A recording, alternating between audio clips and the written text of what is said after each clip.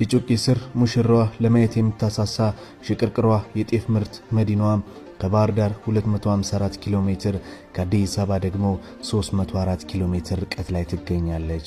በ1845 አካባቢ በደጃዝማች ጎሹ ዘመን በገጠር መንደርነት ተጀምራ በደጃዝማች ተድላ ጓሉም ወደ ከተማነት እንዳደገች ይነገራል። ቀደምቷ መንቆረር ያሁኗ ደብረ ማርቆስ። የከተማዋ ስያሜ አካባቢውን በርዕስትነት ያስተዳድሩ በነበሩት ሳረን በተባሉ ባላባት ልጆች በአንደኛው ስም መንቆረር እንደሆነም ይነገራል። መንቆረር የሚለው ስያሜም ወደ ደብረ ማርቆስ የተቀየረው ደግሞ በንጉሥ ተክለ ሃይማኖት ነው።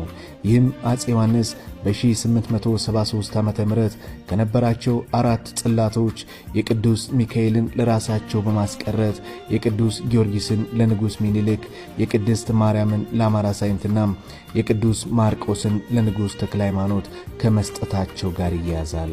ንጉሥ ተክለ ሃይማኖት ከንጉሠ ነገሥቱ የተሰጣቸውን የመልዕልት አድባር ደብረ ጻይ ቅዱስ ማርቆስ ቤተክርስቲያንን መንቆረር እንዲተከል አደረጉ።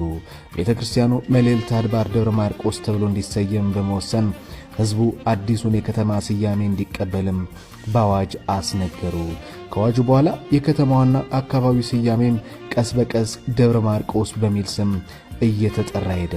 ደብረ ማርቆስ ከተማ ንጉሥ ተክለ ሃይማኖት በጥር 1872 ዓ.ም ከነገሱ በኋላም በ1874 ዓ.ም በተተከለው የቅዱስ ማርቆስ ቤተክርስቲያን ስያሜውን አግኝታም እስካሁን ድረስም እየተጠራች ትገኛለች።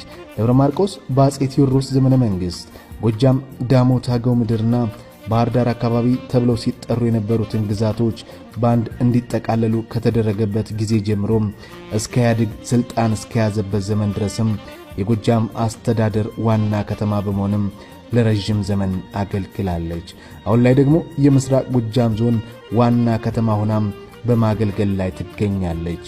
ከተማዋ ስያሜዋን ያገኘችበት የቅዱስ ማርቆስ ቤተክርስቲያን የንጉሥ ተክለ ሃይማኖት ቤተ መንግሥትና አደባባይን ጨምሮ በርከት ያሉ የመስህብ ሀብቶችም በደብረ ማርቆስ ይገኛሉ።